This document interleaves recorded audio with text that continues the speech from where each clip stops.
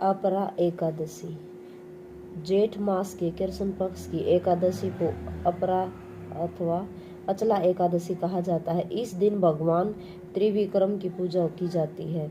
इसके करने से कीर्ति, पुण्य तथा धन की वृद्धि होती है तथा भूत प्रेत जैसी निकृष्ट योनियों से मुक्ति मिलती है।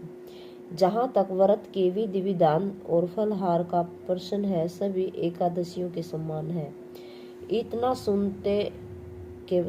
सुनने के बाद युधिष्ठिर ने भगवान से कहा, हे भगवान, जेठ मास के कृष्ण पक्ष की एकादशी का नाम क्या है तथा उसका मातम्य क्या है, सो आप कृपा करके सुनाइए।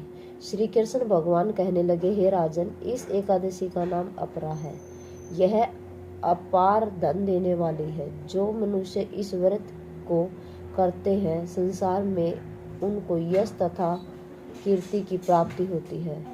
अपरा एकादशी व्रत कथा के प्रभाव से ब्रह्म हत्या, भूत योनि तथा परनिंदा आदि तक के सब पाप दूर हो जाते हैं। इस व्रत से पर स्त्री गमन, झूठी गवाही देना, असत्य भाषण, क्लिप्त शास्त्र पढ़ना या बनाना, झूठा ज्योतिषी, झूठा वैद्य बनना आदि तक के पाप नष्ट हो जाते हैं।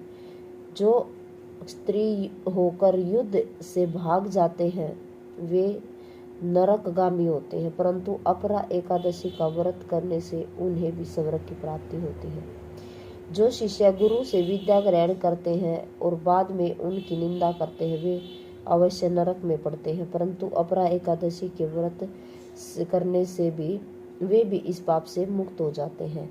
जो फल तीनों पुष्कर में कार्तिक पूर्णिमा को स्नान करने से या गंगा तट पर पितरों को पिंड दान करने से प्राप्त होता है, वह अपरा एकादशी का व्रत करने से प्राप्त होता है।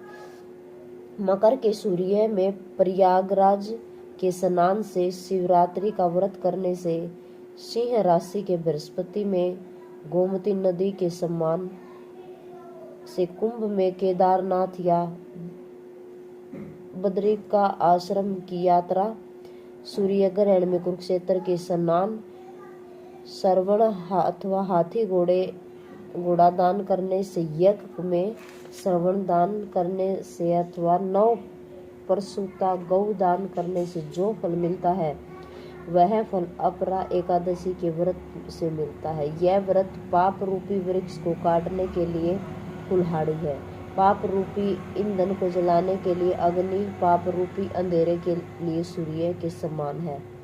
अपरा एकादशी का व्रत तथा भगवान का पूजन करने से मनुष्य सभी पापों से छूटकर विष्णु लोक को जाता है। हे राजन, यह अपरा एकादशी की कथा मैंने लोकहित के लिए कही।